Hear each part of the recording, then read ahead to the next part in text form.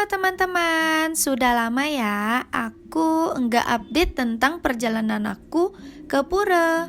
Dikarenakan banyak sekali kesibukanku sebagai umat Hindu belakangan ini.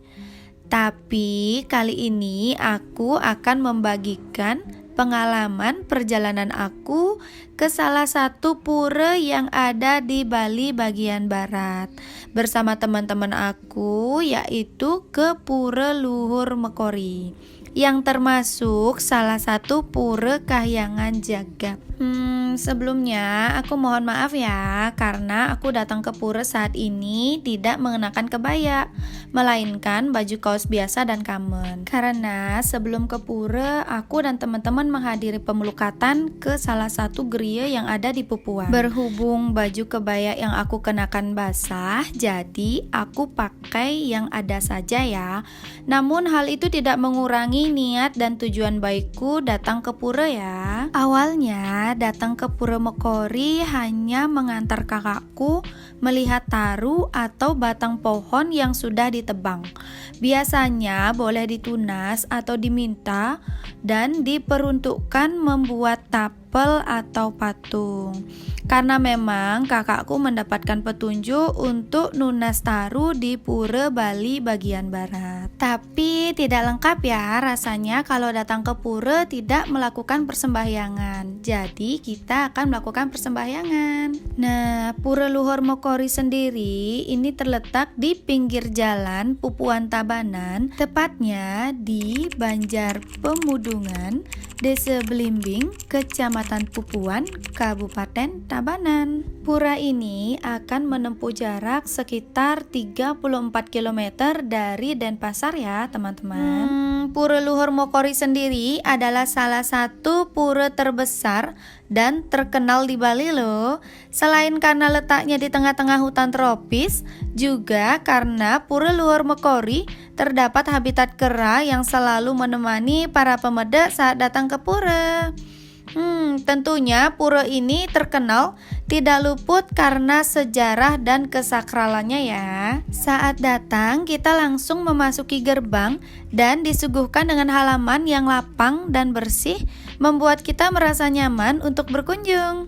Sebelum kita ke pura inti atau Pura Luhur Mekori, sangatlah wajib kita untuk melakukan persembahyangan di pura pertama, yaitu pura tempat berstananya Ida Batara Ratu Nyomanwayah.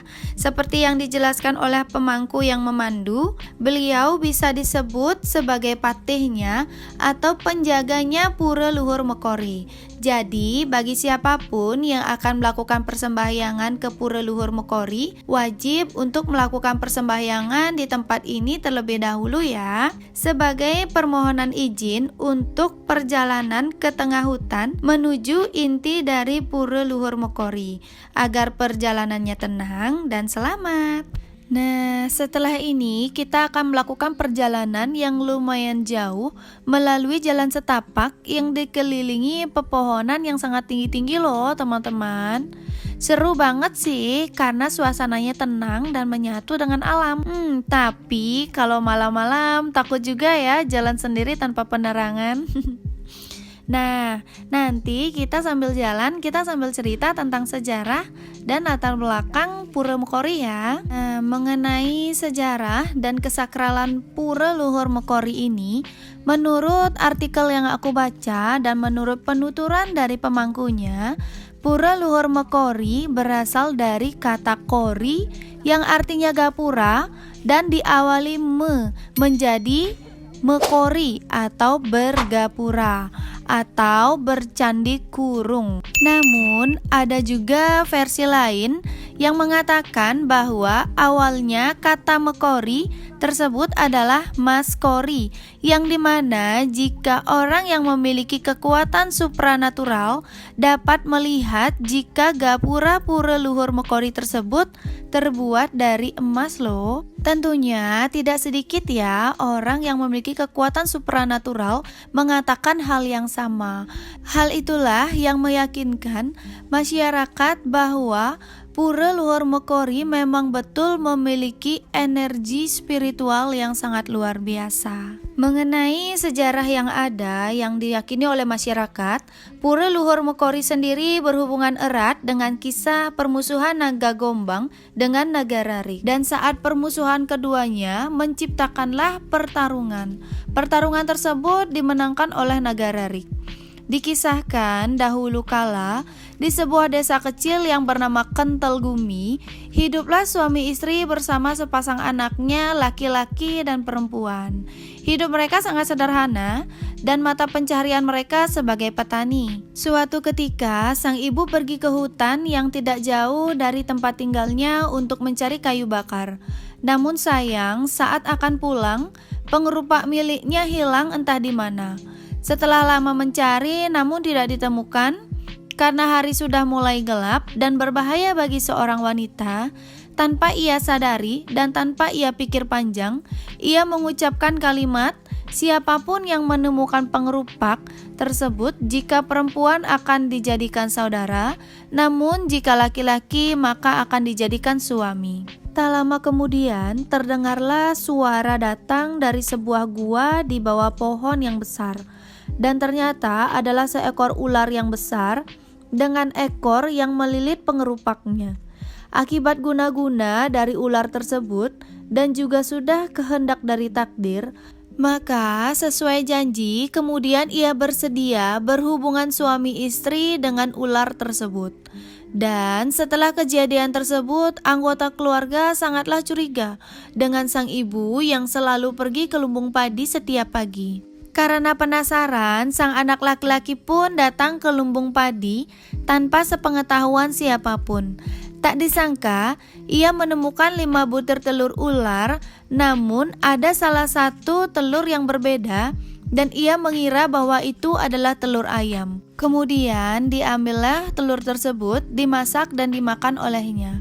Namun setelah dia memakan telur tersebut, tubuhnya mulai ditumbuhi oleh sisik ular. Saat itu pun dia mulai menyadari bahwa ibunya berhubungan dengan seekor ular. Kemudian atas petunjuk yang ia dapat setelah melakukan tape berata yoga samadhi, sang anak mendapatkan wahyu akan menjadi junjungan masyarakat dan menganugerahkan kesejahteraan bagi yang memujanya. Namun dengan syarat harus menemukan lokasi pusar jagat. Kemudian anak laki-laki tersebut berubah menjadi ular yang disebut Naga Rarik. Kemudian ia pun melakukan perjalanan mencari Naga Gombang untuk bertarung. Setelah mengalahkan Naga Gombang, ia pun mulai melanjutkan perjalanannya untuk mencari pusar jagat bersama dengan adiknya ialah Ayu Masari. Di tengah perjalanan, ia pun merasakan energi pusar jagat dan mencari pusatnya. Kemudian bergegas untuk memasuki tahap Sabte Pale. Dengan berat hati, ia meninggalkan sang adik, menyatu dengan Ibu Pertiwi dan menjadi moksa. Dan meninggalkan bekas lubang yang dimana lubang tersebut digunakan untuk adiknya melakukan tape berata yoga samadhi. Nah, hingga akhirnya mencapai moksa di tempat yang sama. Dan karena kejadian itulah tumbuh sebuah pohon bunga soka yang bunganya berwarna kudrang atau oranye, yang sampai saat ini pohon tersebut masih ada. Dan saat ini pohon itu disebut sokebang, yang sangat disucikan, disakralkan dan dilestarikan, yang memiliki energi spiritual yang sangat kuat. Dan di pura ini terdapat pelinggih Naga Rarik yang hingga kini diberi gelar Ide Ratu Bagus Made Mentang Yude, yang dikatakan sebagai ide Batara yang memberikan kesejahteraan, kemakmuran, perlindungan kepada setiap pemujanya. Dan terkait dengan berdiri dan penemuan Pura Luhur Mekori, menurut dari penuturan pihak pengempon Pura Luhur Mekori, ditemukan tahun 1700 sebelum Masehi. Wah, ternyata sudah lama banget ya teman-teman. Dan dikatakan berupa bebatuan yang erat kaitannya dengan pertarungan Naga Gombang dengan Naga Rarik yang sudah aku ceritakan tadi ya. Wah, luar biasa sekali ya teman-teman, cerita dibalik dari sejarah Pura Luhur Mekori ini. Dan perlu kalian tahu nih teman-teman, Pura Luhur Mekori diempon atau ditanggungjawabkan oleh Desa Adat Tri Kahyangan Belimbing, Kecamatan Pupuan, Tabanan. Dan di sini juga dilakukan piodalan setiap 6 bulan sekali pada Bude atau Rabu Kliwon, Wuku Gumbreg, tepat 35 hari sebelum Hari Raya Galungan. Dan uniknya di sini akan dilakukan tarian Rejang Renteng yang merupakan tarian yang sakral untuk merayakan Hari Raya Piodalan Pura Luhur Mekori. Dan ternyata tidak jauh dari Pura Luhur Mekori juga terdapat Pura Siwe di Desa Pujungan Pupuan Tabanan yang juga salah satu pura yang menarik untuk dikunjungi. Letaknya sekitar 14 km dari Pura Luhur Mekori loh. Nah, jadi untuk teman-teman jika ingin berkunjung sekedar berwisata ataupun melakukan persembahyangan, pastikan agar menaati aturan pura ya. Jagalah pikiran dan hati agar tetap tenang dan bersih. Jagalah ucapan serta jangan lupa menjaga kebersihan. Dan untuk perempuan, datanglah saat tidak datang bulan, terutama jika ingin memasuki area persembahyangan ya.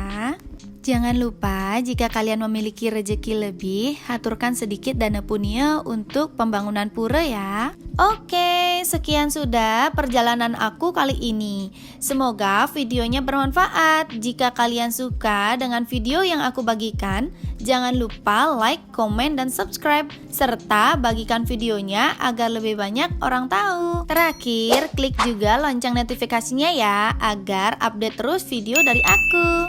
Bye!